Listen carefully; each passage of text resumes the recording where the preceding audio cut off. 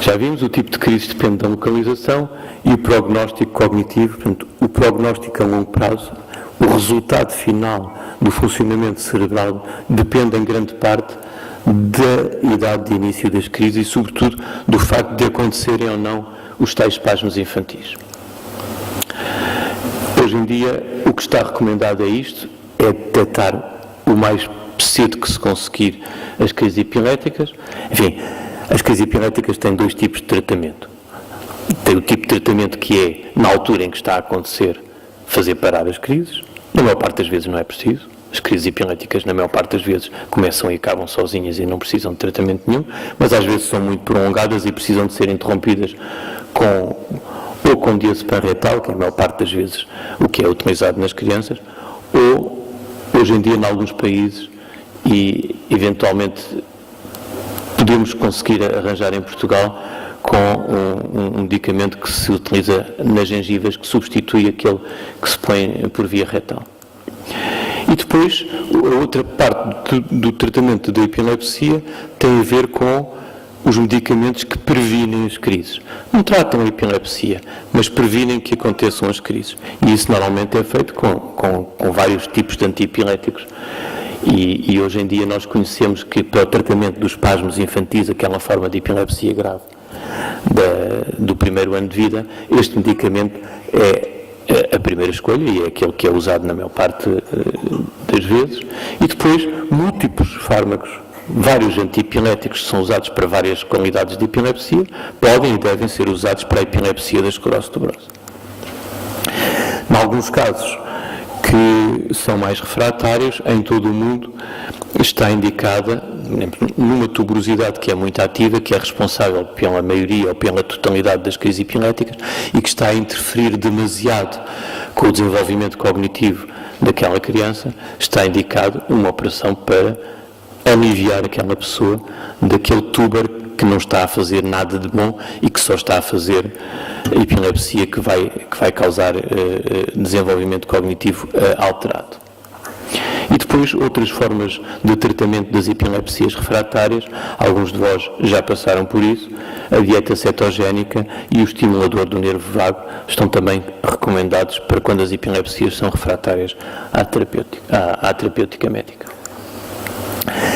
E, hoje em dia, nós temos esta janela de esperança, que são estes medicamentos específicos para atuar naquela via metabólica que está alterada nas células da esclerose tuberosa e que são os inibidores, são medicamentos próprios para interromper aquela via ou para travar aquela via.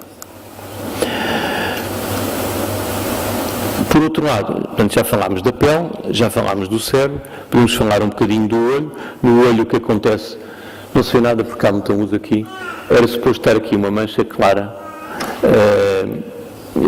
na retina, são manchas, são amartomas da retina, habitualmente não causam grandes sintomas, é mais um dos sinais de esclerose tuberosa, mas na esmagadora maioria dos casos não é uma lesão que cause muitos sintomas. Já falámos dos rabdomiomas cardíacos, são das manifestações mais precoces, são tumores benignos do miocárdio. Quando estão lá podem causar problemas, podem causar insuficiência no funcionamento do coração, podem causar arritmias, mas depois acabam por desaparecer e se não deram problemas nos primeiros anos de vida, raramente dão problemas mais tarde. Não é uma situação que nós, a partir de uma certa idade, na criança mais velha ou no adulto, tínhamos que nos preocupar muito. E os rins, não me vou falar muito dos rins, porque vamos ter uma palestra só sobre os rins, só para dizer que são estes tumores que são compostos de vários tipos de tecidos, que vai aumentando ao longo da idade, que são habitualmente múltiplos nos dois rins e que têm algumas complicações porque crescem, porque podem substituir o tecido renal normal e comprimir o tecido renal normal, porque pode causar hemorragia e porque pode, em última análise, perturbar gravemente a função dos rins. E o pulmão, as manifestações de esclerose tuberosa no pulmão são a formação de pequenos quistos que vão crescendo, Habitualmente é um tipo de lesão que só acontece na idade adulta. Não há casos de crianças conhecidas com esta lesão e, na esmagadora maioria dos casos, são mulheres. É muito raro isto acontecer nos homens. Pequenos quistos, sem dar sintomas nenhuns, podem aparecer até 30% a 40% das mulheres adultas, sem que isso seja propriamente grave, mas, em alguns casos, o pulmão todo acaba por ser invadido por estes quistos e isto é uma doença com sintomas importantes, como podem imaginar, o pulmão vai sendo substituído e vai perdendo a sua capacidade de funcionar. Estes são os sintomas que constituem os critérios diagnósticos de esclerose tuberosa. Portanto, nós, para fazermos o diagnóstico de esclerose tuberosa, ainda hoje em dia, como fazemos, é colecionar os sintomas, tem este sintoma, então isso é critério para se fazer o diagnóstico de esclerose tuberosa. É preciso ter vários para se poder fazer o diagnóstico. São todos estes sintomas que tivemos aqui a falar. E é preciso ter um critério destes, mais pelo menos 2 dos critérios do lado direito, ou então ter 2 critérios só, major, ou ter, enfim, hoje em dia nós podemos fazer o diagnóstico mesmo sem ter critérios. Em algumas pessoas que têm poucos critérios ou que pode-se fazer um teste genético que é suficiente para se fazer o diagnóstico de esclerose tuberosa. Isto já vimos. O que acontece na esclerose tuberosa é que, como eu disse no princípio, nem todos têm estes sintomas assim.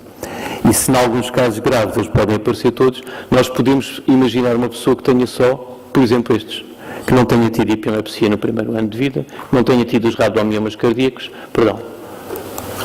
que não tenha tido e que só tenha as manchas, que ninguém ligou e que só aparece muito mais tarde porque tem os tumores renais, porque cresceu um tumor renal, porque sangrou um tumor renal ou porque tem um angiofibroma facial.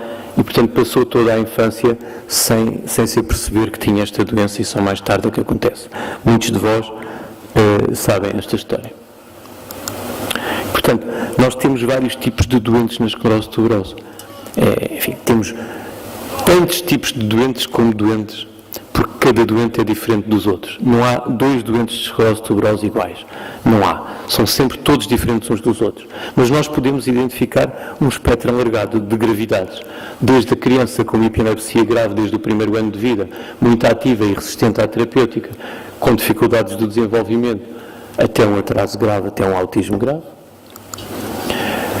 Uma criança que começa com poucas crises epiléticas nos primeiros anos de vida, mas consegue controlar-se bem e não tem mais sintomas neurológicos, ou pode ter apenas ligeiras dificuldades de aprendizagem.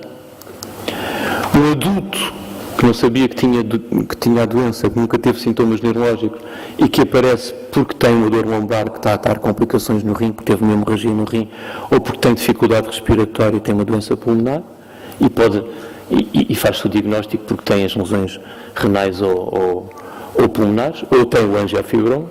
E, finalmente, um adulto que teve toda a vida sem sintomas e que não iria nunca saber que tem a doença se não fosse, por exemplo, ter um filho com uma esclerose tuberosa mais grave e depois vai saber, e afinal o pai também tem, ou a mãe também tem, só que tem uma forma muito mínima e nunca se deu por isso.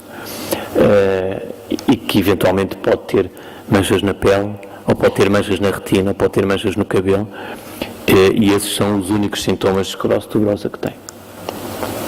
Hoje em dia nós temos estas recomendações para vigilância e tratamento, podemos falar um bocadinho mais disto à tarde. As recomendações têm a ver com todas estas áreas de funcionamento, recomendações para o tratamento das doenças neurológicas, as renais, as pulmonares, para aí fora. E como se sabe, isso implica muitas vezes no acompanhamento destes doentes o recurso a múltiplas consultas e a muitos especialistas, e às vezes isto é muito difícil e é um bocadinho para facilitar isto e para coordenar isto e para facilitar o acompanhamento e a vida das pessoas com esclerose tuberosa, que também estamos aqui um pouco e que se tem discutido ao longo de muito tempo, nos últimos tempos, em todo o mundo, a maneira de facilitar a integração destas consultas. Muito obrigado.